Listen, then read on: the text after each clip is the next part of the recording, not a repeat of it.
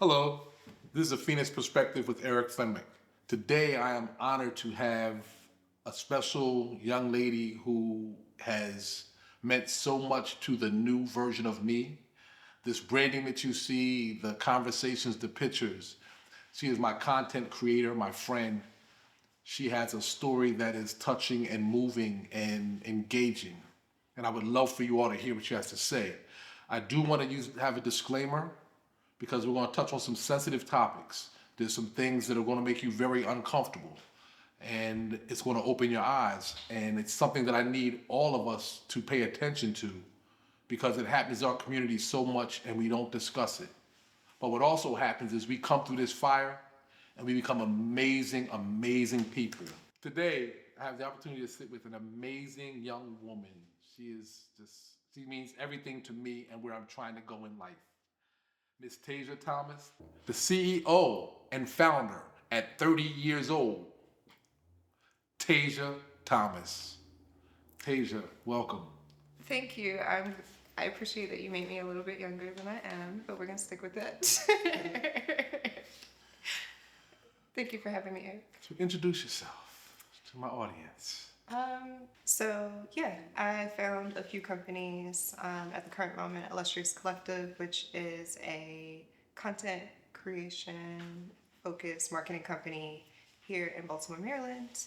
I started the company with my co-founders, Naaman Brown and Tyrone Wilkins, because major markets have content creation houses, and Baltimore was missing this particular skill set in its arsenal. We saw that there was a huge need for marketing, but more importantly, there's a huge need to tell Black stories. And so when I met Eric and learned his story, I was like, there's so many people that need to know that you exist, because we think we have to move to another state to be great, to become a millionaire, to affect a community en masse. You're doing all those things and you are here. And so I was moved to tears a few times as we talked, and I think at that point it was mutual that we worked together. And since then, you've just been a blessing in my life. I think most importantly, you gave your testimony. You mentioned your faith in God upon our first interactions, and as a woman of faith, that really meant something to me, because without God, I wouldn't be here. I don't think I would have made it through everything that I've experienced in life. And yeah, so I'm excited to, in my next iteration of my life, I just turned 36 in December. And I think there are milestone ages, like 33 was a milestone age. Okay. 30 was, it's like in threes for me. 30 was a milestone age, 27. And so at 36, I'm seeing that this milestone is for me to get back to, for lack of better words, ministering young women. So young women who are brilliant, but don't necessarily have someone to reach back and say, hey, this is the path that gets you to the next place. So I'm starting to get some mentees. I'm super excited. So one of my mentees, I'm super proud of her, Mario Liggins. She works for LSU. She's doing amazing things in terms of doing tech investments. And at the age of 25, raised $250,000, which she wasn't able to receive because of the Trump administration. So it's a whole other thing. But to see her mature from having a fuzzy idea of what she might be when she graduated from college to now she's fundraised and she's helping other companies in 2 years, you know? Mm-hmm.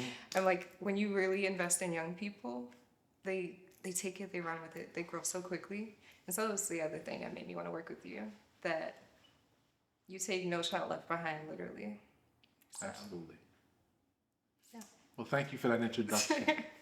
You started out, and one of the first things that slapped me in my face when you said it was God. You're from Baltimore, born and raised. What part of the city did you grow up in? So my family moved up here from the South during the Great Migration and moved to West Baltimore. Both my parents. Mm-hmm. parents moved to West Baltimore, and they actually met in Emerson Village because my grandfather, sorry, my dad's parents lived on Wicklow Road. If people from Emerson Village, they don't know what I'm talking about. Yeah, my dad's parents lived on Wicklow Road, and my mom's aunt lived on Cabin Road. Okay. So they both were like waiting at the bus stop one day, and that's how it happened. That's how they ended up dating. They dated for 4 years, and at the end, towards the end of their relationship, I was conceived. But yeah, West Baltimore has a very special place in my heart because my grandparents on my mom's side, even though they didn't live in Emerson Village, they lived right off of Pennsylvania Avenue. So as a kid, I always went to Shake and Bake. Like my mother was like, "You gonna learn how to skate because that's where the community is." Okay. So we're going to go outside. You're gonna be with the kids, and I undervalued it at the time. Like I remember there being like little kiddie balls. It'd be like I think I was like 10 when I went to my first one. Okay. And my dad's girlfriend's like daughter and nieces were like, "You got to come in the kitchen. We got to see if you can dance. Because if you can't dance, you can't come." And I was like, "Okay." So they're like, "Okay, let's show you." They're like, "That's not it. We're going to show you a couple moves." Okay. So they had me dropping it, and it wasn't appropriate. But anyway, it was really fun though. And out of that, my love for like Baltimore club music started to be birthed. And then in high school, music was a big thing too. Like all the parties. I'm kind of going on a tangent, but it's okay. Yeah. But yeah, all the parties were. It felt like you were at the club, but it was like at your high school, so it was safe. It was, parents were there. The teachers were there. They turned the lights down, so you felt like there was some ambiance, but they made sure nobody was doing anything they shouldn't do. And I think those spaces are largely lost now. Okay. And so kids are trying to find a place to go, and they're trying to find community, and there are all these programs popping up, but it's not like steeped in the culture. So that's something that I really want to see come back. Okay. So at a certain point, you had a wonderful early childhood. Yeah. And then in life, something occurred that made you grow up a little bit, or made you realize that this world that we live in is not the beautiful place that I've been seeing and experiencing and looking forward to enjoy. Do you mind sharing what happened that changed that mindset of your early life? Sure. So it actually happened really early for me. There were 2 incidences. One was an adult that was in my family. The other was a child. So they happened maybe like a year apart. One when I was like 7. I haven't told anybody in my family, but eventually everybody's gonna know anyway. So my mom used to work at night, and my stepfather he drank a lot, and he would climb in bed with me. And that's all I would remember. Like I'd wake up and I would see that he was in bed with me, and I'd be like, okay. And I was scared, but I would go back to sleep because I just didn't know what else to do. And then I told my mother, and she was like, okay. And she talked to him, and he said, "Oh, I was sleepwalking." And then he did it again. But this time, because I told her, I felt a little bit stronger. Like I could tell him. Like you had a voice. Yeah, like I had a voice. I didn't feel like I had a voice the first few times that I remember. So that last time that it happened, I woke up and same thing. Like I saw he was in the bed with me. But this time I nudged him and I said, "Hey, I think you're sleepwalking again." He said, "Oh yeah." And he got up. And he got up out of the bed. And I remember as a kid, like, it was almost like living 2 lives at the same time. I had this really rich life with art and music and community where I was like super happy. And then there was this other part of my life that I felt like I was hiding from everybody. That was dark and sad and painful. Like, I now know that survivors of sexual abuse have a lot of the same, if not all the same symptoms. And I didn't know that these were symptoms because I was a child. I don't think my mother was educated in that way to know that that's what these things were. She was always concerned. But yeah, like 7, 8 years old, like I wouldn't eat. And then that became a thing. Like my family was like, why are you so small? Like, why is she so small? So they were worried and they were trying to like make me drink Ensure, and I wouldn't eat anything. And eventually, I think my grandmother, she just made such a great cook. Like, she's like, oh, the baby won't eat that? Okay. Like, she was like, I need you to eat. It's a Southern thing, so like, they would make dinner, and it might be like fried fish and green beans, but there's always bread with it. And I always hated the bread. Mm-hmm. My grandma's like, you gotta eat the bread because you're a little too small right now. She's like, we can put some syrup on it. I can make it grilled cheese. You go eat this bread. And so I love that my grandmother would do that for me though. Mm-hmm. Like, she would never shame me. She'd be like, this thing is concerning. We need to work on it. But you don't need to feel like you need to hide it from me, and we'll work through it together. And when I think about how I survived that period of time, it was really because of her. Mm-hmm. Because of your grandmother. Yeah, like, I feel like I'm gonna cry. All of the like mindful movement things that people tell you to do, meditate, light candles, have plants around, all those things. My grandmother did those things for me. Like, whenever she saw that I was distressed, so many layers, like, because I went through this abuse, I just had all this built up anger. Mm-hmm. Like, I remember being a super angry little kid and just like throwing tantrums all the time. And everybody else all the other adults, they would punish me. Like, my mom's parents would like smack my hands. My mom would beat me. My grandmother would be like, okay, are you done? But she wouldn't say like mocking. Mm-hmm. She'd be like, did you get it out? And then one day I was just like, you know what? I don't want to do this to her. Like, I'm terrorizing the one person who's like nice to me. Okay. And when I let that anger go, that was when I got to enjoy all of the peace with her. Okay. And she walked me through her daily routine. So to this day, like, when I bring community in, and even for just my personal life, like, that routine is really important to me. Just having time to myself. So she'd start every day, she'd make her bed. And then she would go downstairs, she'd make breakfast. And the house was like, you could hear a pin drop quiet. Okay. She would make breakfast, and then after she made breakfast, she would turn music on. She'd be like, Taija, get up and dance with me. And then she'd do a little shuffle. She'd play her Otis Redding. She'd always tell me stories about the musicians. And it would just make me feel so happy. And she passed away when I was 14. Everybody was very concerned on my dad's side because they had an inkling that something was going on with my mom's household, but they didn't know what it was. Mm-hmm. And they knew that my grandmother was keeping me whole. And so the family really came together and was like, we're going to still get you every weekend. We're going to make sure that we keep, what was she doing that was working?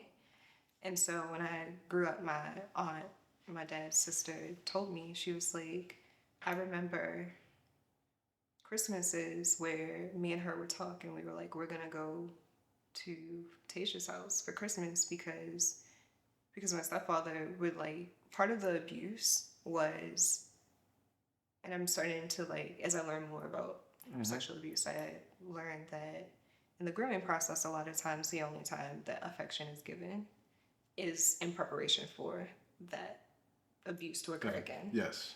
And so he would literally starve me of affection or even attention or acknowledgement. It was like I did not exist in the house. And so not to cut you off, but I think it's important that people hear this because this is something that affects our people more than we admit. And you said there's things that he did sort of like prepping you for what was going to come later. And those things were to make you feel special, to buy you this and bring you that. those things that were manipulative. And this is something that a lot of sexual predators tend to do. They, especially young minds, they tend to try to manipulate and show you affection, show you what you believe is love at that early age, the attention. Because I personally believe that it's all about attention makes people feel good and making you feel like, hey, you're my little girl, I love you, let's go get candy, let's go do this, let's go do that. And that was his way of getting that guard down, especially once you realize that something's not right. Would that be? So I think that's most people's experience. That wasn't mine. Okay. Mine was the opposite. Oh. So he wouldn't get me gifts. He wouldn't. The only time he was kind, like used kind words in my direction or spent significant time with me, was to talk about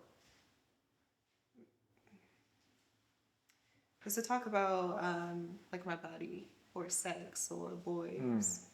And so pretty much like from the age of, let's say he got found out 7 and it stopped at 8. So from 8 to about 14 when I started really developing, we didn't have a relationship at all. Mm-hmm. And so that's why my family would come over. They're like, we're going to make sure you have the gifts. We're going to make sure that you have our presence here so that you don't think that you don't deserve love. But I wish that would have been enough. I think because he was the primary father figure in my life, it still left that wound there where I felt like men didn't think that I was important enough to treat as a daughter, to protect. And it was especially hard because I have a little sister who lived in the house with me, and he did all those things for her. And so I remember, like, I wanted a Game Boy. I think I was like 10. I wanted a Game Boy. And instead of me getting one, he bought one for my sister and my little brother, who was like 5. It was crazy. And, or younger than that. I must have been a little bit older because he bought both of them when I'm like 9 years older than my brother. But I like advocated for myself for the entire year leading to the next Christmas. I was like, y'all bought them Game Boys. You bought them Game Boys. I want a PlayStation now. I'm older than them. I should get a better game system. And my mother was like, you're not even gonna play it. I was like, I will, and so what? So they got me a PlayStation, and my mom, they were so crazy. Like, they would buy, there's always like an element of, and I want to be sensitive because like my mom has her own history, and I think that maybe that played into it too. But when they did buy the games, it was like things they wanted to play. They didn't really play with us with the games, but I guess, yeah. Saying all that to say, when I got to high school, I ran track, so I was bigger than I am now. Like, it's probably like a good 15 pounds bigger than I am now. And one thing that I learned in a study recently, because like I was telling you yesterday, I started doing sexual assault victim advocate training. And one of the things that happens is young girls start to develop a year and a half earlier if they've been sexually abused. So I started developing, and my boobs were like big, and it was a whole thing. And so yeah, then it became a conversation about my body, which was really awkward. And then going to school, where now boys are starting to pay attention, and I didn't have a defense of how to have those conversations of being like, this is inappropriate, leave me alone. And so there's like this one incident where a girl wanted like a jersey, and even though I was bigger, I've always been like I've had a very small frame. And so I went for like a small or extra small jersey, and she was like, you wear a D cup, you don't need this. And they made me wear a large jersey, which was huge. It was like coming down like here. And my coach, in the middle of like talking to us right before practice, it was the whole team, it was probably like 50 kids, mixed boys and girls. He was like, Taija, don't try to get a small jersey because we all know that you can't fit that. And I was like, like, you speak, say it. Like, what the fuck? Like, this is so uncomfortable. And I think that we take for granted, like, the importance of child rearing. Like the absence of that relationship, like I said, meant one, I just didn't know what was appropriate and what wasn't appropriate, and it was really confusing. The boundaries were Yeah, sort of like I knew meshed it felt together. bad. It felt bad, but this is another adult now, another male who's like talking about my body, and so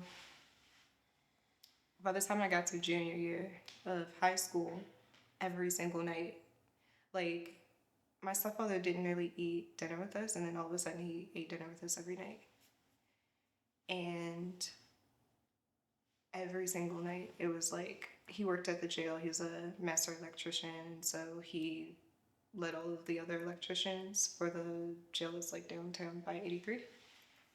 And every day he had a story about a guy. Like, oh, if you get a boyfriend, this is another tragic story that could happen to you. And it was like, I cannot have someone occupy the space of boyfriend in my life, because every day he's subconsciously telling me that I'm not allowed to do that. And if I do, they're just gonna like hurt my feelings or play me anyway. And so my relationships with boys was always distant. Okay. Because I didn't. No attachment. It's all surface. Because I was taught to keep a distance, and yeah. And so eventually my little sister was like, this is weird. She was like, every day? Like, why? She was like, first of all, you only talk to Taija. Second of all, why is it always about a boy doing something crazy to a girl? Like, can you stop? And so I'm really thankful to my sister for like, she was the one person who would speak up for me when she would see the abuse getting too crazy, even though she was young. And eventually when I got to college, I got to a place where, and it's so crazy, like how aware. Hold on one second. Yeah. Because we want to touch on the colleges, because you still went through more trauma later in high school that may not have been sexual, but it was where you were fending for Taija. You were fighting for yourself. And I just want to go back for 1 second, because I did you ever feel, because it's from 7, and then you just mentioned at 15 he was still in the home. Did you ever feel like you weren't believed? Like, did you ever resent your mother or the family members for allowing him to be in your space and to emotionally, because it may not have been the physical, but that emotion of what he has done, and have to see that person on a daily basis is enough to be devastating. Like, I know when I used to work with young ladies who were sexually and physically abused, the one thing that always just threw me for a loop was their, especially when it was a relative, a father, a stepfather, was their love and their wanting to get back and spend time with that family, with those family members who knew what happened and were responsible for protecting her, but allowed this person to still be in their space. It hurts my heart to this day, and I have to wonder how you navigated seeing him every day and seeing your mother and anyone else who knew what he did to you, and them still accepting him. How did that manifest itself within you? Yeah. All right. You're going to get your Oprah moment. I'm not trying to get to Oprah moment, but I know that people need to hear, because this is happening. Like, this is not just 28 years ago. It's not 40 years ago. It's not 60 years ago. It's something that happens, unfortunately, in our communities that we just didn't talk about. I know, it's happened in my family. I know it's happened, but we didn't talk about it, and people knew about it, but it's that unspoken thing. And now it's about awareness. And we, the purpose of the Phoenix Perspective is to show your rise, and we're going to get to your rise.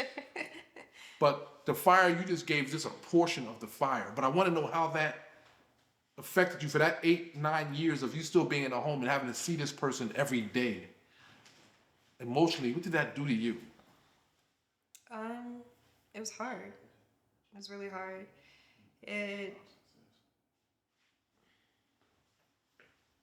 I think God has always had a certain amount of provision over my life. Like I was telling my therapist my story. She was like, "Girl, do you hear the provision every step of the way? Like that's crazy. You are anointed for the things that you were doing, and there was nothing that was gonna stop you from getting there." And so, to your point, both my biological parents ask the question all the time, like, "Am I mad at them? Why am I mad at them?" Because I am still like the legacy of it is the emotional distance. I'm Yes. gonna avoid it. So some people are anxious attachment. I'm gonna avoid an attachment. I'm learning to be secure. I'm secure in friendships. I'm secure like, you know, as a parent, but romantically and with my parents, those two relationships, not so much. And so I was angry. Like I said, I was acting out. I got a lot of beatings when I was little. And Which didn't help because why am I being beat? There's a reason I'm acting out. It's it like, didn't yes. help. And my grandmother, so I found this out as an adult. My mom told me that my grandmother threatened to go to CPS on my mother if she touched me again. And I was like in the 4th grade. My mom beat me. The only thing she would really beat me for is when I wouldn't eat. But I wasn't eating because I'd been abused, you know? So it is important that you're educated because children, they are very difficult to care for when they've gone through this type of abuse. And the Black community, the way that we've been reared as a legacy of slavery, is beat you into submission so we can keep it moving. Because if one thing goes out of place for too long, that could mean the toppling of the entire household. And so, yeah, my mother didn't know what to do. But thankfully, you know, my grandmother, that weekend time was grounding for me. And eventually in middle school, I found my dad was an artist. He went to MICA. He had a bunch of books from the semesters he had done there. And I didn't know that my grandparents kept everything. Like every painting he ever drew, every textbook, everything. All his pastels, all his paint. I was like, oh my God. So I went through everything. I was like reading the books, and every time I had a picture and it taught you how to draw, like I was drawing. And I got really good. And that was something that I could then take back to my mom. So I started asking my grandparents. I was like, would you buy me a sketchbook? Can you buy me paint? Can you buy me the art pencils? They're like, yeah. It's like, no. That's easy fix. We can do that. It's easy. And so I was able to take my sketchbook home. And in those moments where I needed to be by myself, I had something tethering me back to this place that made me feel safe. And yeah, it was hard. Like for years, I tried to talk to my mother about how I was feeling, and the consensus in the house was for me to be quiet, for me to believe the cognitive distortion of like whatever I thought happened isn't what happened. And it did make me resent her because I felt like she was supposed to protect me. That's actually something that came up in therapy. My therapist was like, why are you more mad at your mother than the person who actually did this? And I said, it took me a while to come to the realization. I was like, I don't like, isn't she just as implicated as him? And she was like, I don't think she's just as implicated. And eventually I realized it was because she was my mother, like because she was my actual parent.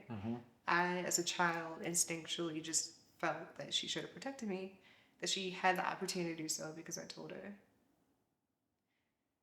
And she chose stability for the household over taking action on my behalf. And it was hard. So it made me think that the only person who could protect me was me. And that's a dangerous place to be. Yes, absolutely. Absolutely. Yeah. So it made me vulnerable to men by the time I got to college in a way that I do not wish on anyone. Like, I'm thankful that I've navigated it to the best of my ability. But like I told you, there was a period in college where, so because of the stress of the relationship with my mother, as soon as I was of college age, she's like, okay, figure it out. which was really hard again. Like, I Now, never. when you say figure it out, are you saying you're on your own now? Like, Yeah. I'm washing my hands with whatever you're going through. Now I want you to go out there and survive. Yeah. Did this happen while you were still in high school? And did this lead to you having to fend for yourself? How to figure out where I'm gonna eat, where I'm gonna sleep, where I'm gonna stay? So when I was 17, I hadn't been home displaced yet.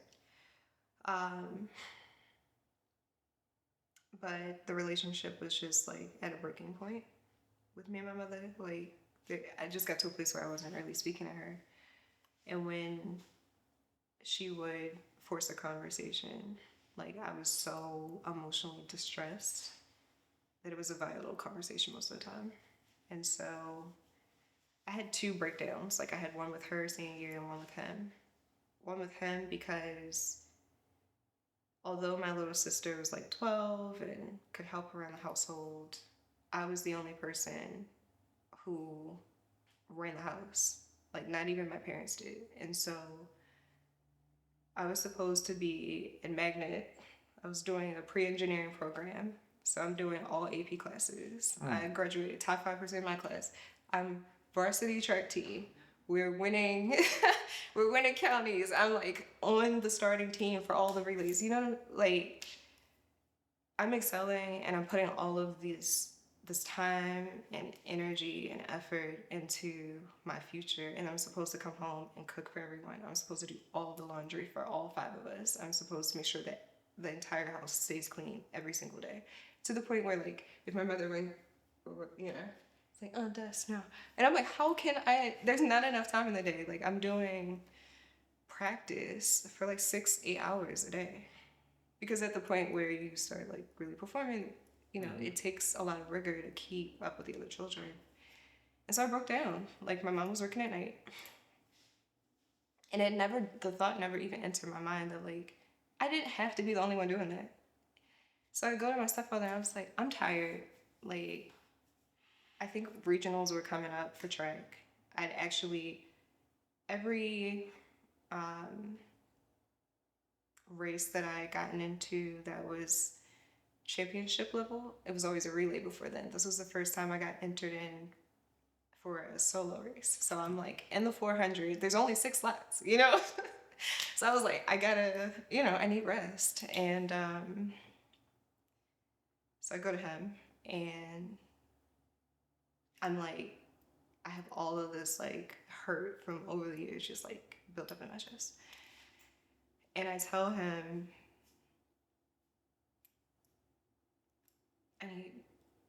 like, I'm not the only child here. My sister's 12. She can help. You can help. Y'all got hands. Everybody got hands. And he laughs. And I was like, and I just start bawling, crying. And I take my shirt and I pull it up to here. And I'm just like, because I don't want him to see me crying. Because I don't feel comfortable with him showing weakness. You want to show weakness. And I cried so hard. So bad. But I cried so hard, there was like so much that I was like, I couldn't even like take my shirt down at this point. I had to like use the shirt to like wipe my face. And he was like, oh, you're really upset. And he was like, okay. So he stops laughing.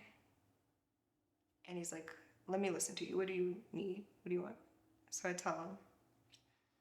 And I just like, I go on for like an hour.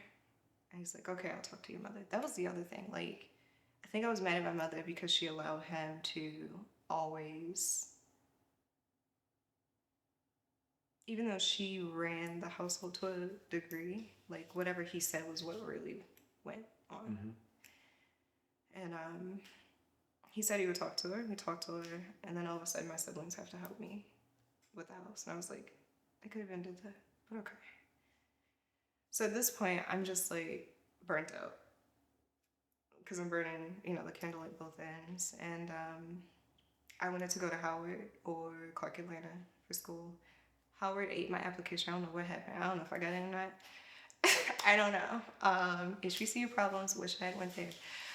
I got into Clark Atlanta, but I got in like 2 weeks before school started. And I remember like, this is how bad the abuse was. Like, I got the acceptance letter, and I was so excited because that was my number one school. I really wanted to go to Atlanta, and I folded it back up, and I put it back in the envelope, and I was like,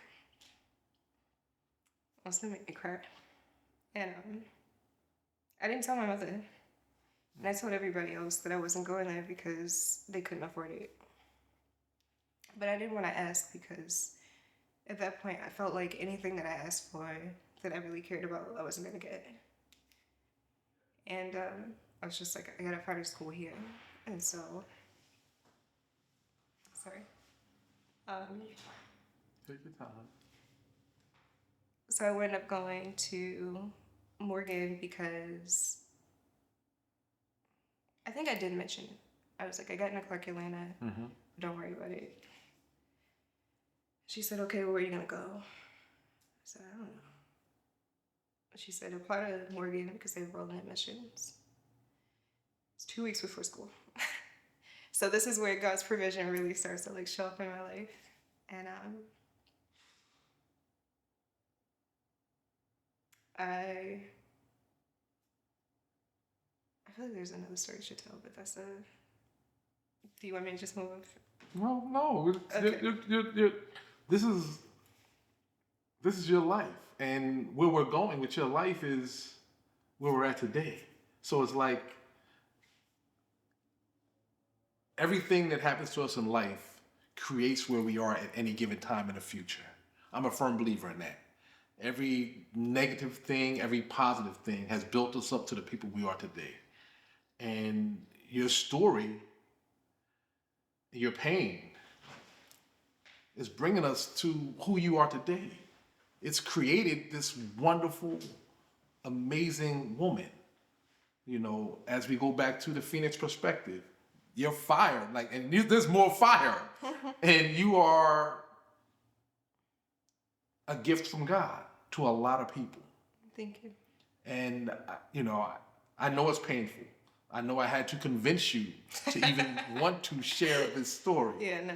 But you're always promoting me to tell my story, and I feel like your story is just as intriguing and amazing, and your survival is on another level. And I feel like this conversation is going to save lives. It's going to open eyes. It's going to put certain things on the forefront, and people will pay attention to that angry young girl and stop saying, oh, she's so angry. Why is she so angry? She's just disruptive. She is this, she's that. There's a reason. And people don't want to take the time to see the reason. They just want to criticize. Her parents aren't this, her parents aren't that. They didn't do this. And that's not right all the time. There's something she's dealing with. Let's address what she's dealing with. Let's take the time to hear her out. So that's why when you're talking, it's just about listening. It's just about listening. I know I'm not your therapist. I know you've been in therapy, and I know you're still working through that. But I just think it's an amazing story. You know, so we're going to move on from that portion because there's still more. You are a mother of 4. Am I correct? Mother of 3. How old when you had your first child? So I was 22 when I had my son. Yeah. Still in college or finished? I was finishing my junior year of college. So your junior year in college, you become pregnant. Yeah. I thought I had a gluten allergy. Listen, Instagram made me think I had a gluten allergy. I was like, this bread is really making me sick. So you didn't know initially? I didn't know. And then I asked one of my friends to go with me to Patient First. I was like, girl, like, I gotta stop eating bread because I'm so sick. And the doctor, before he did any tests, he was like, could you be pregnant? And I was like, no. He's like, okay, well, let me just take a pregnancy test. We'll do a blood one. Because I told him when my last period was. And he was like, you're pregnant. And I was like, no. Like, I can't be pregnant. Like, what? So, yeah. That's okay. So how was the relationship with the father at that time? We had broken up, so We had dated for like 5 years at the time. Okay. And we were finally at the place because he was my high school sweetheart. We were like, we are becoming grown-ups and we're gonna go in our separate ways. The 4th of July happened and I wasn't dating anybody else. My friend was like, come outside with me and this guy. And I was like, I'm not gonna be a third wheel. So I invited him out. We went out that one time that summer. And then, like, I think 2 months later, that's when I found out. Okay. Yeah, but thankfully we had a really good friendship. So when I told him, he was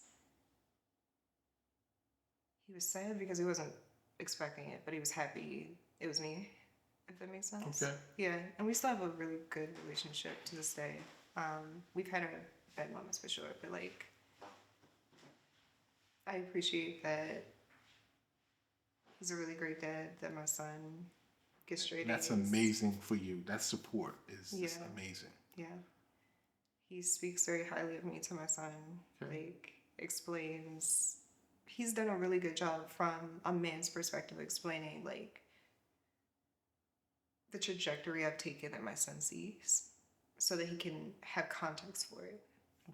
And so when I have conversations with my son now, he's 13, I don't feel like I have to do a lot of back explaining about, well, this is how I grew up. He's just like, okay, this is where we are. So let me ask this. At what point did you realize for your career, what is it that, was there a moment or was there something that happened that said, this is what I want to do with my life? Because you've been dealing with a lot, and at that time you weren't getting the therapy or the help you needed. So in your mind, where did you think life was going to take you? And what got you on the path that you're on today and continuing to be amazing and growing?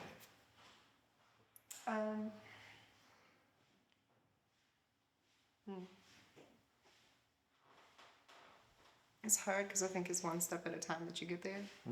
And so,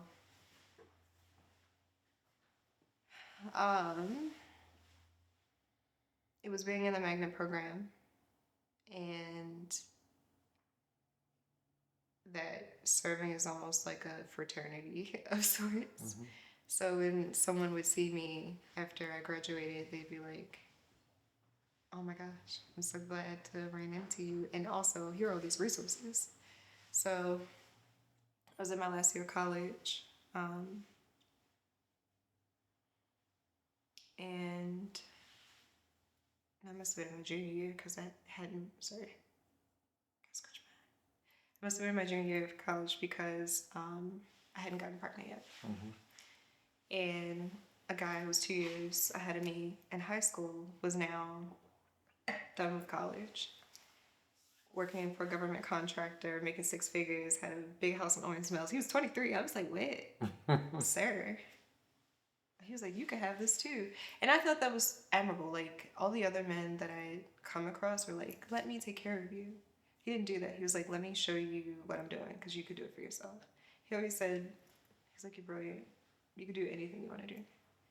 And that was something my grandmother always said to me. That was something my aunt always said to me. And so when he said it, there was a place for it to land in me where I was like, I believe it. And also he felt, there are God moments for me. So like, sometimes I feel like and I know this kind of goes against Christian doctrine, but like, there are moments where I feel like the ancestors are talking to me, where it's like, that's my grandmother, you know? And so when he said, you can do anything, I was like, okay, well, what do you have to show me? And he was like, well, you already know how to do the basics of engineering. If you learned how to code, you could get a 6-figure job too. And I was like, I didn't major in that. I majored in sociology. He was like, they don't care. Like, they need developers so bad right now that they'll hire anyone. I was like, no, I don't know if I'm good enough, and I don't believe you that they're just gonna hire anybody. He said, come up with me to a few events. And that's when I got to see the other Baltimore. Okay. So I grew up in Catonsville, which is middle income. I went to Woodlawn, which is middle income. But there is like upper class Baltimore. There's the Roland Parks of the world, right? And so I go to these events and it's white tablecloth, everything, and free best drinks, and everything is like gourmet, free, free, free, free, free. And I was like, how do I do this again next week? And he was like, oh, well, I get invited to these things all the time. You can come with me every time I get invited.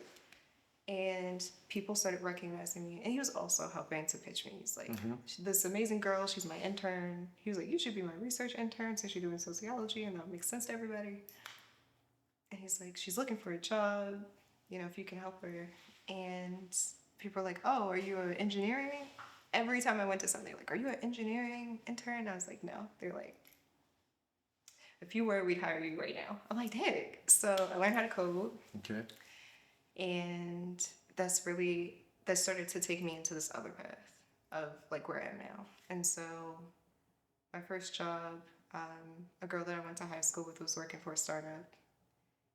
A guy was like 27. He was Nigerian.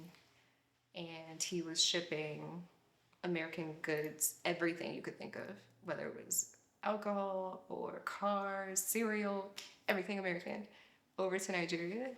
But he needed a website where people could submit their orders so that he could make the business more efficient. So he hired me to build that website. So I built it. So was that your introduction to building websites, or was that the first thing that said this could be major? That was my first. Okay. And I called my friend who got me into it. And I was like, every time I do something on the website, it breaks. He was like, yeah, that's how it works. And I was like, I hate this. So I quit. I was like, I don't want to do this. And I wound up hosting an event because I started watching the elders who were successful. And I realized that no one failed. Like, even if the thing that they tried to do didn't work, it put them in a position to do something else. I was like, well, I can try anything because I won't fail anyway. I'll just be doing something else that I was supposed to probably do that's better than this thing. And so I met my kids, my two younger kids' dad. I put up a Facebook post on the Baltimore tech page. It was like all the top tech CEOs were in that page. And I very bravely was like, anyone who's young and wants an event for young people so we can stop going to the old people things, DM me. And so he DM'd me. We wound up doing an event. We brought in two CEOs. So Jamie McDonald, who is like a giant here in Baltimore, phenomenal CEO, exited her first tech startup for upwards of $20 million, who then also created Upsurge that now Corey Bailey runs. Came to my little event and she didn't even know who I was, you know? And the CEO of the Real News Network. And I was like, I didn't have a job yet because I just quit my job. And I was like, oh my gosh, like, this is crazy. So I had named it Baltimore Cares because I was like, the CEOs here care. And they were so impressed because it was the first time. This is back when the tech community was very segregated. It really was only white people in it. And now they're standing in a standing room only event. And it's mixed because I brought all my friends, all the Black artists, a lot of them who are still doing amazing work. And there was a Baltimore Sun reporter sitting in the front row who just happened to like come in because he saw all the people going in. And he winds up doing like a 10-page spread on one of the CEOs. The CEO was like, this is because of you. And I was like, no, I didn't do anything. Like, you were talking. He was like, no, it was because of you. So, that's that way that God shines the light through you. He's shining that light. You don't see it, but the people around you see that light that's shining through, and that's what was happening. Yeah. And so that's really what put me on this path. I would say that job at the Real News Network, being with so many brilliant social justice leaders who are leading movements now here, not only in Baltimore, but also nationally. My friends at Organizing Black worked with me. They did phenomenal work when Freddie Gray was killed. Wind up getting significant funding, becoming a $1 million nonprofit organization. Does a lot of work with the NAACP, the Legal Defense Fund, and are really like the masterminds that were behind abolishing the Law Enforcement Bill of Rights. I think that was in like 2022, 2023, something like that. They also were the ones, if you saw like the Black Lives Matter sidewalk art. They organize that as well here in Baltimore and DC. And yeah, so we all came up together, and I was always behind the scenes. Like, they were out marching. You're the kingmaker. That's what you are, the kingmaker. The king and queen maker. That's what you are. Appreciate you. And I want to, because this story, we could go on and on and Yeah. on, because this story is just amazing. But one of the first projects we worked on together was with the Mid-Atlantic Fashion Council. Is that something you created, or is that something that was brought to you and you and your team said, hey, because I know at some point fashion became your, like, this is my thing. I know you've worked the Bonvoy rollout for Marriott. You were a major part of that at such a young age. But I want to touch on that too, because I think that part of your story is when you told me about it, it blew me away. And Forbes recognized you as who's who under 30, and that's major for somebody who's come from the bowels that you've come from, and the pain that you've come from, and be able to accomplish that while having a child, while figuring out housing, while doing all these amazing things. So tell me how the Mid-Atlantic Fashion Council came about. So the Mid-Atlantic Fashion Council came about because, like so many other things that I've done, I wouldn't have considered myself an artist. Like, when I first started this, I was like, I'm not an artist, I'm not a stylist, I'm not a content creator. I saw myself as a techie. And COVID happened. I was running a sustainable fashion, clean beauty blog. But I like business development, so I didn't write any of the content for that. I always had interns who wrote the content, and I would give them product in exchange for working with us. And COVID happens, and I'm talking to founders, and they're talking about all the marketing roles that they're having. They might have to shut down their warehouses, they might have to lay off their staff, because all of a sudden they can't do wholesale sales for fashion anymore. Now they have to do straight e-com, and most of them were not equipped to do e-com, especially not in a moment's notice. They had websites, but they weren't optimized for that. And I noticed that it was like 10 founders in a row. I was like, do you guys need help with marketing?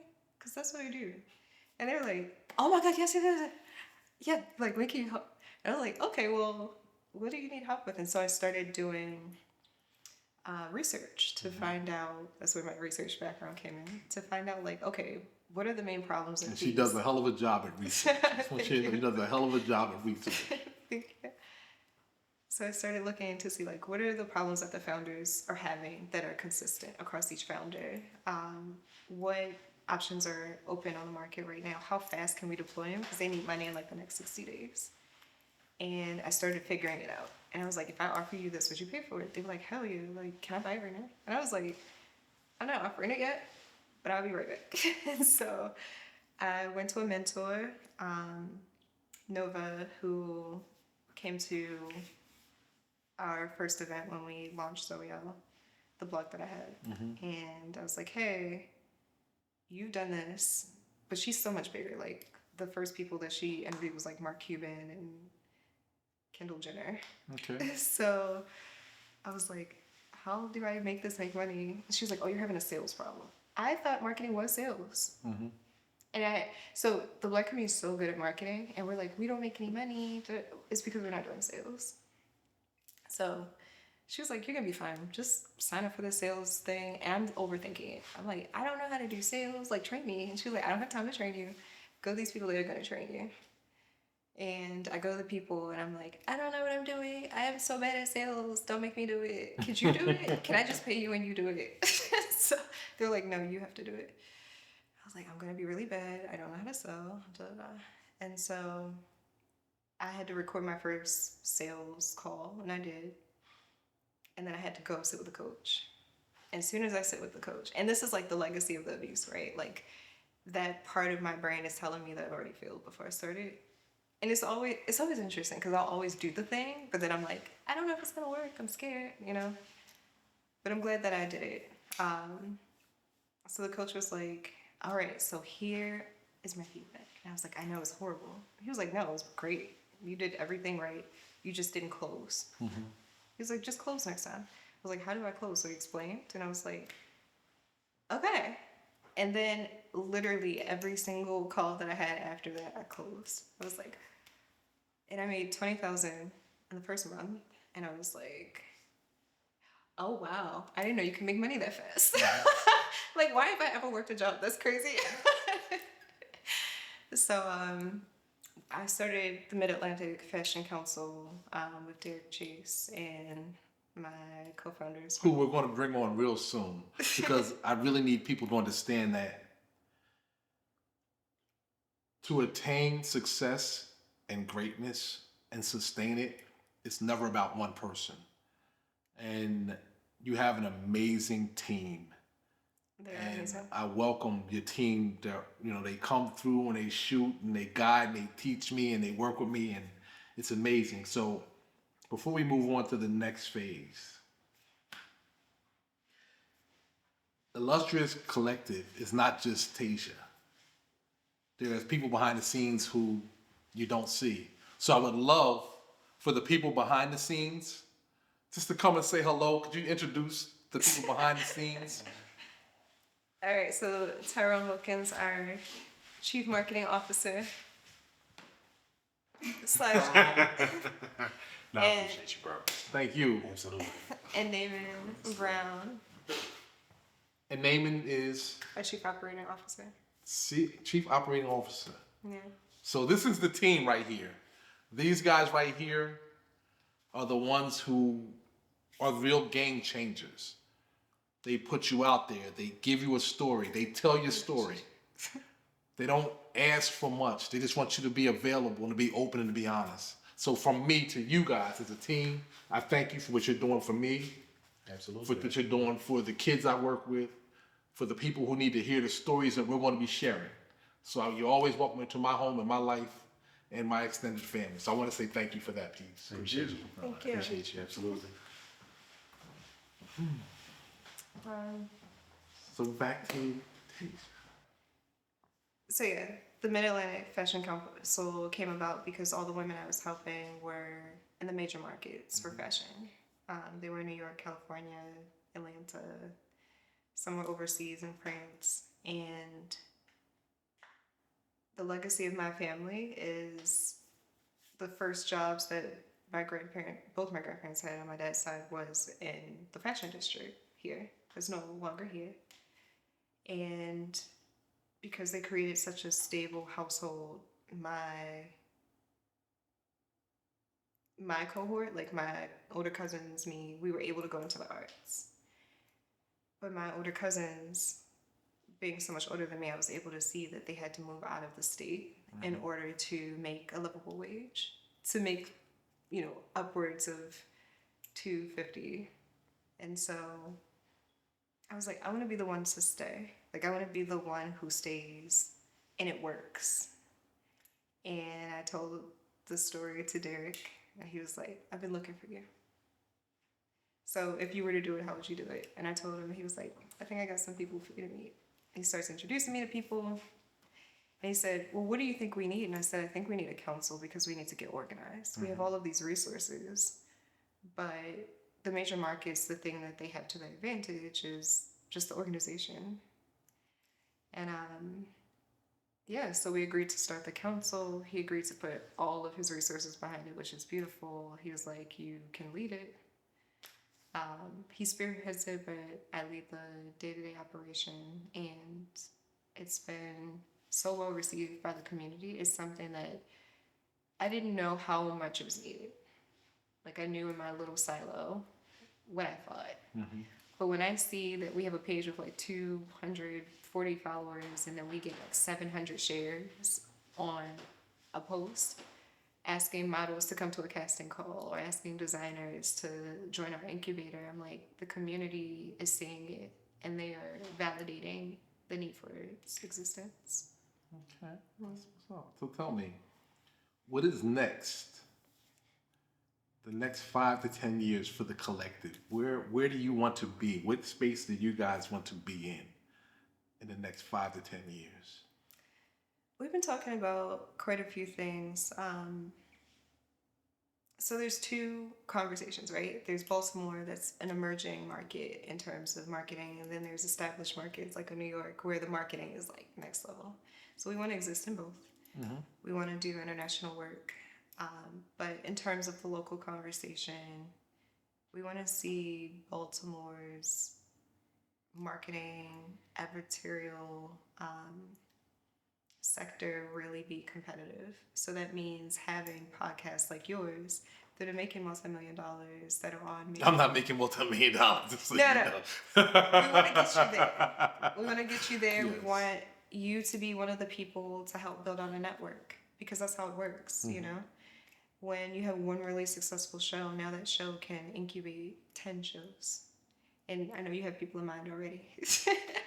So one of the things that we've been working with is ad revenue with the different platforms and figuring that out. My favorite is sponsorship from brands. So that's a space that I've worked in, and that was how we made 6 figures with Zoe Elle.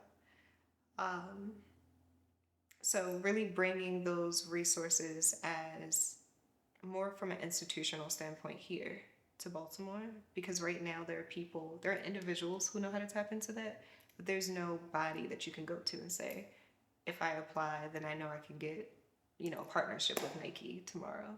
We want to make it that accessible. From an international standpoint, we plan to take this DEI fight head on. There is a conversation that's being spearheaded right now by Aurora James, who's a phenomenal designer out of New York. She leads the 15% pledge, and she's really bringing to light that less than 15% of all retail space in any store that you go to is dedicated to someone of color. And so we're doing our part to make that different. Now let me ask a question. When you just said that, it hit me. And I understand that we are in the DEI era, or trying to eliminate the DEI era. And one of the things that I feel that we as people of color can do is, it shouldn't be a DEI era. Like, we have power, we spend money. And I feel like we shouldn't always have to say, give us from the handouts from others, but we can create our own and prosper. But I feel like a lot of times in our communities, as soon as the masses say, hey, we got the same product over here, come to us, we run to that product. And I think it's important that we understand that we are the product. We are the influencers. We are those who make others rich off of our ideas, our suggestions, our dress, our music. And I think it's important that, I sometimes feel like Malcolm X always felt like, let's stop asking massa for a handout and let's start making our own and sticking with creating our own, so nobody can say, well, we're going to take this from you because we feel like it's against this. We know what we've been against. And I don't want to get political, but we know what we've been against. And we know we have to do things better than most. But I feel like investing in what we do is the best way to show that we're going to be all right. We're going to be all right. So I feel that way. So that's just like, and I mentioned that because you mentioned DEI. And I just want people to understand that just because they've put a word to this thing, nobody's given us anything. We've earned everything. That's the really revolutionary thing about what we're doing with the Mid-Atlantic Fashion Council. Yes. So Derek made it very clear. He was like, I want this to be FUBU. okay. This is for us, by us, our resources, and it's been a really incredible ride. Like, having come from the tech community where traditional fundraising goes a certain way, it's different to fundraise exclusively in the Black community. But I like it so much more because it's very communal. Like, we take the time to get to know each other. We really invest in each other. But yeah, there's so many gems. There's resources, like there's material resources, there's money. We don't need to go ask for a handout. Mhm. We don't. And the other thing that I'm starting to see is the reason why a lot of Black businesses struggle is if you don't understand how a money market works, then you don't understand the importance of the dollar circulating. Mhm. The way the money markets work is I put money into your business, you put money into the next business, and then that part of the business sector grows. Without that circulation, It stops. it stops, it plateaus. And so I know the everyday consumer can feel like I have to go out of my way to shop black, but it's not that hard. It's about relationships. When you really lean into the community of it all, and you start going to a Black restaurant and they know your name, it's different. Absolutely. You know? It hits different. It It hits hits different. So, So my last question, because you are a leader. You may not want to admit it, but you are a leader. So what is your philosophy? And what does leadership mean to you? I'm a servant leader. So what that means to me is, and I credit Marriott for this. Who? Marriott. Okay. So I was a project manager. It's the only job that you can have there that could lead straight to being the CEO. Everything else, you have to like make magic happen. But you have to be the best servant leader in order to make it to CEO. And the philosophy really is you lift the people who are doing the work, the building of the business up to both fulfill the mission of the business, but also whatever their personal mission is as well, and sense of purpose. And so I've really made it my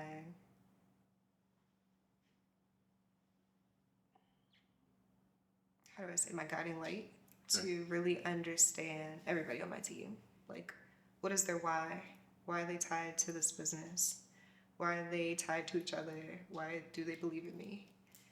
And understanding that what comes out of that is a collective why that can act as the North Star for us all. And it isn't something that I created. I'm not, that way I'm not dictating. And it's something everyone can truly believe in. And then I work with everybody to make them the best leader possible. Like, Ty, we've been friends for a long time, and I watch him. I told him the other day, I was like, 10 years ago, I was telling my ex, I was like, Ty's work is getting really good. Like one day. I feel like your work has been really good. 10 years ago. Oh, 10 years ago it wasn't as it is now. Okay, when we all were right. kids, when we were in our 20s. I was like, his work is getting really good. Like, I want to work with him one day. And then, like, every other week, I'm like, oh my gosh, this is even better. Like, can't wait till I can, because I'm scrolling on Instagram, like, can't wait till I can work with him. And I never said anything to Ty because when God calls for the moment, you won't miss it. And I was like, if it's supposed to happen, it'll happen. And the moment came. And instead of saying, like, I think you're amazing and you can help me, I was like, I think you're amazing and we can help each other. I think I can help you. And this is what, I told him how I thought I could help him. And one of the things that I said was, because he was trying to figure out, like, what was his stamp on photography going to be. And I was like, I feel like you're a photojournalist. Mm-hmm. And I think this was around the time that he just started shooting for Baltimore magazine. And he's like, you know what? I never thought about that before. And so literally, like, outside of Illustrious, if I introduce him to anyone, I'm like, this is my friend Tara Wilkins. He's a photojournalist. And I know that his big dream is to shoot for, like, Vogue and, the major periodicals of fashion. And I would be so elated. You make me look good. I want you to know that. Yeah, so I'd be elated if any of the businesses that we've started together are the reason why he gets there. And so that's success for me. Like, yeah, I care about the regular things, like, the money or whatever, but I much more so care about investing in the people around me. That's what's up. Yeah. So before we wrap up, I'd like you to take a moment and speak to the young ladies out there who may be going through what you have been through. And what would your message be to these young ladies and older ladies? It doesn't. It's not a, assault doesn't just happen to young people. So what would your message be to those who are dealing with those struggles and trying to navigate life and be the best version of themselves? To all the girls. To all the ladies and the men who need to know what they're doing to these young ladies. And what is your message? All right, so I don't know if I should share this. Share. Listen, so as I went on my journey of healing, I got to this place. I was listening to all the psychology books and going to therapy, and there was this hurt in my heart that nothing was touching. And then I started listening to the right books, and they were like, at a point, you reach a place where only God can deliver you. And they recommended doing 12-step programs. And I had this one therapist who sent me this video from the crappy childhood therapy, who is super triggering. Like, it's always true, but she can be triggering. And I like her videos a lot. Like, she's triggering because she's the girlfriend who's like, girl, he don't love you, and you should just leave. And you're like, oh, you couldn't have said it softer. So my therapist was trying to get that through me. Like, you really love this person who don't care about you. You're stuck in limerence. I didn't know what limerence was. I didn't know what mystical thinking was, all that stuff. Or magical thinking. And saying all that to say, I reached a point where I was like, I really need help. Like, I think I might have a problem. I didn't know that the legacy of sexual assault is a lot of times you have sexual addiction. Mm-hmm. Sexual addiction could be sexual anorexia, so it might be that you don't have sex at all, or it could be you have sex a lot. And you can oscillate. And so a lot of times I'd want to be in a relationship so that I could have sex, but if I wasn't, then I'd be like, I'm a nun. And the whole process was just really stressful. And so I joined SA, which is Sexaholics Anonymous. And it was the first place that I went to where I could talk about everything I went through without anybody being like, or... Mm-hmm. Or judgment, without feeling judgment. Without feeling judged or feeling like there was going to be a repercussion after, because as a woman specifically, like, we're not allowed to say out loud that we, like, want sex without there being... Yeah. Look in the camera and tell them, because I think what you're saying is so important that you feel inhibited, or you feel, inhibited or handcuffed when it comes to expressing and being your words being accepted. Yeah, like it's just really hard to. It's really hard to. It's really hard to be a woman, even in 2025, and say, like, I enjoy sex. It's like I would venture to say, the girls can correct me in the comments if they don't agree, that a big part of why women aspire to marriage is so that then they can say out loud, and the sex is great. You can't say it if you were single. They're like, oh, so whole years, cool. And so I had never been single in my adult life until 2022. And so from 2022 to, last year I was in a relationship, but like, that was challenging too. Like, just navigating my sexuality and trying to put it in the context of this assault. There was so much shame I was carrying. And that was that part of me that would also come out in business that was like, do you really know what you're doing? Are you really good at this? You're gonna fuck this up?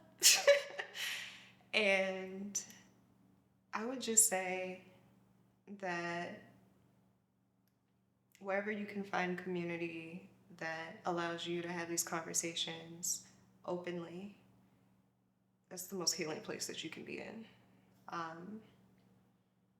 I think to be able to tell your story, my therapist calls it wearing it out. Like you say it so much that it doesn't even feel like anything anymore. We don't have the opportunities to do that. There's men's ministries that are having these conversations. The essay group for men are so big. It's like 50, 100 people. The one in Baltimore for women has 5 women. We need spaces for girls to heal in community. And so that's the next part of my journey, doing that work. I keep saying like God called me to it because this was the part of me that I didn't even want to acknowledge. I was like, I wasn't sexually. The same guy who helped me get the job, he was like, I think something happened to you because he given the signs. I was like, nothing ever happened to me. I know what you're talking about.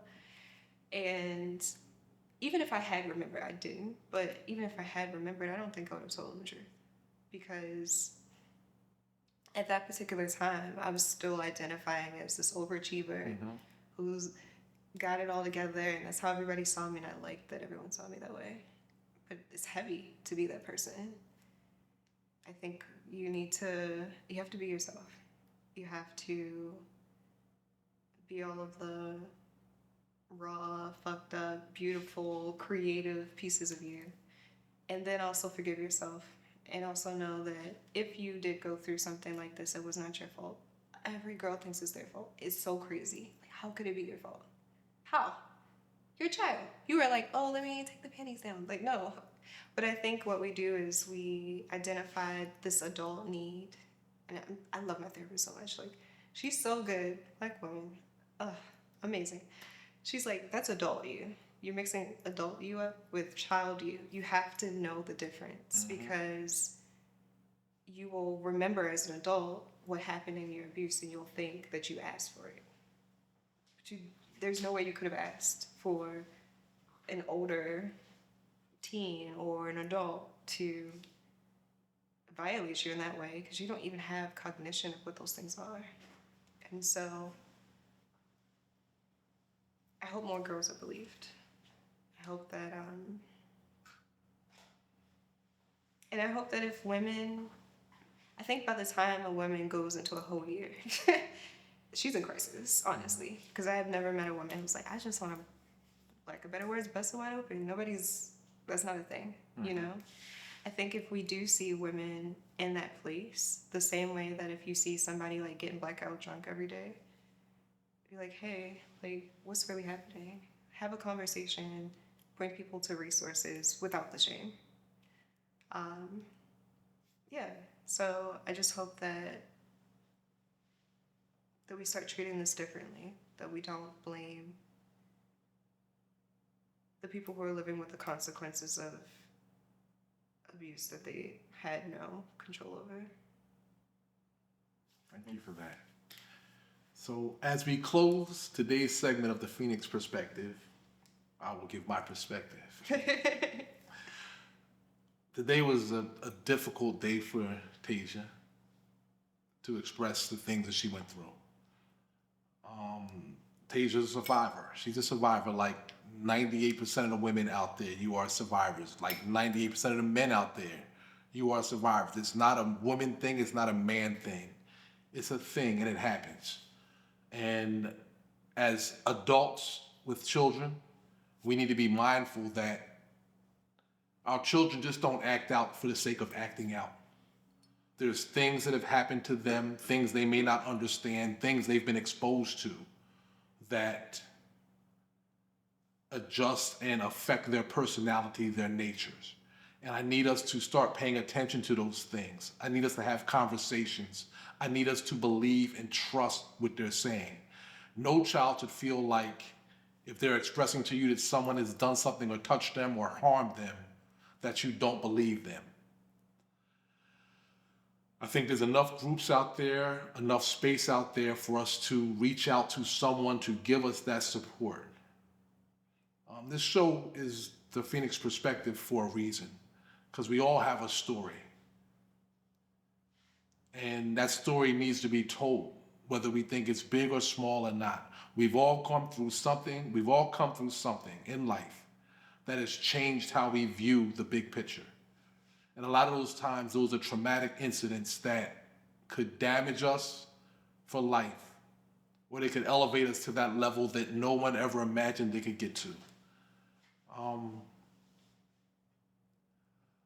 Men, you are fathers, you are husbands, you are protectors of your children, of your spouse, of your community. Let's take that role seriously. Women, you have been forced to become those same things. We're trying to change that narrative.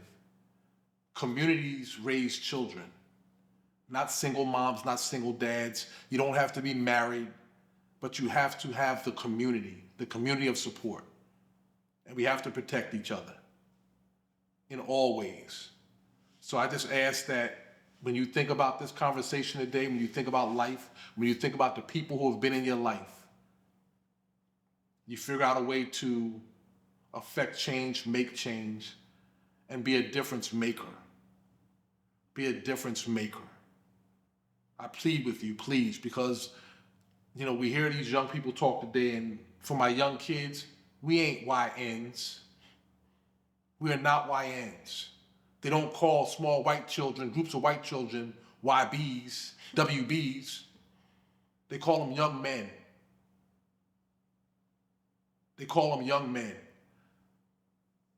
Somebody created this term YN, and some of you take pride in calling yourselves YN. That's not who you are. That's not what you are. You're young men. You are the future. Young ladies, you are the future. We have a vision. We have a dream. I just want us to see it fulfilled. Like Taija, she's overcome. She's still overcoming, and she has great things ahead of her. I appreciate what you've done for me. I appreciate what you're going to do for our viewers. I appreciate your team, and I thank you for being here with me today. And we say goodbye from the Phoenix perspective.